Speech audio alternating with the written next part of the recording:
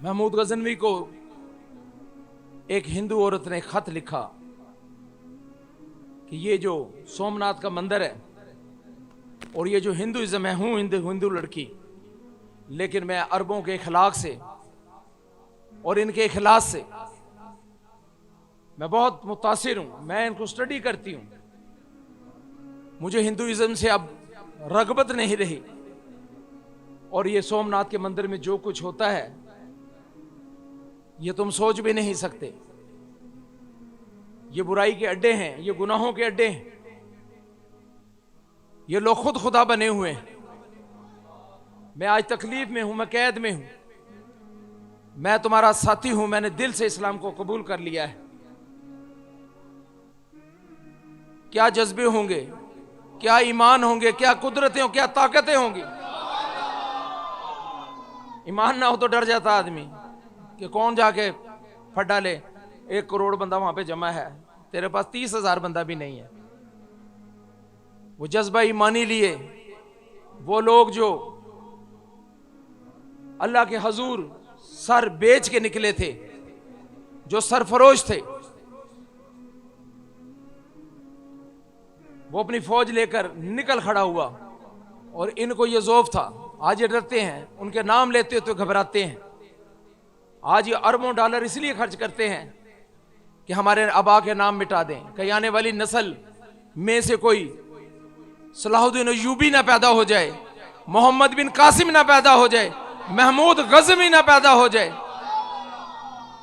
ये घबराते हैं और ये कामयाब भी हैं। लेकिन याद रखो, अगर हमने एक बार अपना ये भूला हुआ सबक दोबारा याद कर लिया जो नबी ने हमें पढ़ाया था, तो फिर सलाहुद्दीन अय्यूबी पैदा होंगे हमारी नस्लों से, फिर मोहम्मद बिन कासिम जरूर पैदा होंगे,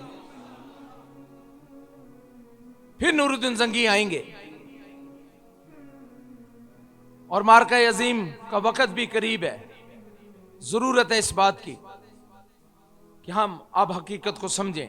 तो इसने अपनी फौज को खड़ा किया और फौज के एक किनारे पर घोड़े को एड़ लगाई। शाम के धुंधलके में शाम तेजी से फैल रही है और सूरज छुप रहा है।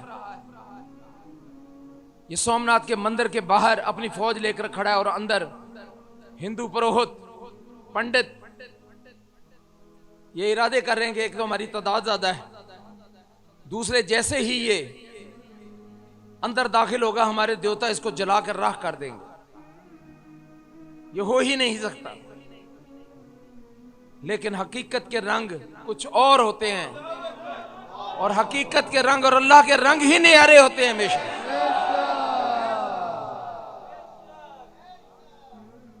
और अल्लाह वाले ही मखलूक खुदा को रास्ता दिखाया करते हैं। इसने एड़ लगाई घोड़े को और एक किनारे तक चला गया। तमाम फौज देख रही थी कि हमारा जर्नैल क्या करने जा रहा है। इसके हाथ में एक स्टिक थी। इसने फिर घोड़े को एड़ लगाई और बड़ी रफ्तार के साथ फौज के सामने से गुजरता हुआ और स्टिक से एक निशान बनाता हुआ दूसरे किनारे तक चला गया। फिर सारी फौज ने अपने जर्नैल की तरफ देखा कि ये क्या करने वाला है, क्या कहने लगा है। और ये फिर दरमियान में मैसरे में आया और इसने आवाज दी, आज जो लोग महमूद गजनवी के लिए लड़ने के लिए यहां पर आए हैं वो यहां से लौट जाएं, और जो लोग अल्लाह के लिए आए हैं और जाने देने के लिए आए हैं और वो जान फरोश है और वो सर अपने रब के साथ सौदा करने वाले हैं, वो इस लाइन के ऊपर आ जाएं। अगर तुम सारे भी लौट जाओगे तो अल्लाह की खातिर महमूद अकेला लड़ेगा। महमूद गजनवी ने जब ये तकरीर की तो कहते हैं कि एक भी फौजी पीछे ना रहा और सब उस लाइन पर सर देने वालों में अल्लाह के लिए खड़े हो गए।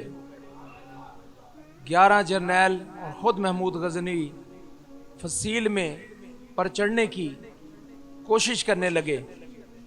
कहते हैं कि वहां इंसानों ने अपनी लाशों से फसील तक सीढ़ियां बना दी, जिस पर ये चढ़कर फसील से अंदर कूद गए और 3 दिन मुसलसल लड़ाई होती रही और वो यही समझते रहे कि हमारा देवता इनको भस्म कर देगा।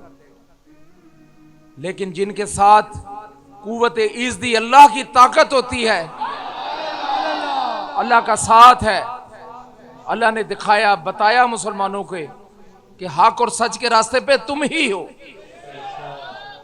जब तक तुम अल्लाह अल्लाह करते रहोगे, अल्लाह को मानते रहोगे, अल्लाह के लिए करते रहोगे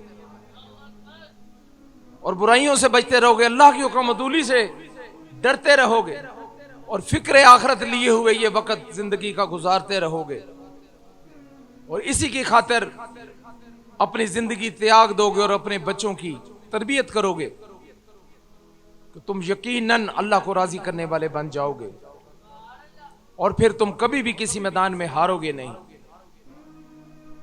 मेरे दोस्तों, जब ये लड़ाई लड़ते हुए ये बिल्कुल सोमनाथ के उस कमरे तक पहुंच गए जहां खजाना दफन था, इसका तहखाना था बहुत बड़ा और इसको बहुत बड़े बुत को हवा में मैग्नेट के जरिए खड़ा किया गया था और जब भी कोई औरत आती तो ये इसका मुंह खोल दिया जाता कि बुत तेरे से नाराज है और वो अपने जेवर उठा के और नीचे तहखाना सोने से भरा हुआ था और पसे पर्दा जो काम हो रहे थे वो इंसानियत के भी खिलाफ थे। उस वक्त जब इन्होंने देखा कि बुत ने कोई काम नहीं किया, महमूद गजनवी और इसकी फौज को कोई नुकसान नहीं हो रहा, तो उन्होंने उस वक्त कहा कि हमारे इस बुत को मत तोड़, इसके नीचे जितना सोना जेवरात हीरे जवाहरात हैं हम तेरी खच्चरों के ऊपर दोनों तरफ भर देते हैं और तू सबसे अमीर होकर अपने मुल्क लौटेगा। इसने तारीखी जुमला कहा, मैं बुत शिकन हूं, बुत फरोश नहीं। और जब यह बुत के बिल्कुल करीब पहुंच गया तो वो मेटल, पत्थर और मुख्तलिफ तरीकों से बनाई हुई एक बहुत धाती सी चीज थी और वो ठीकरी काफी मोटी थी और इसने अल्लाह का नारा लगाकर जब उस पर तलवार मारी है तो वो पूरा बुत मुनहदम होकर नीचे गिर गया।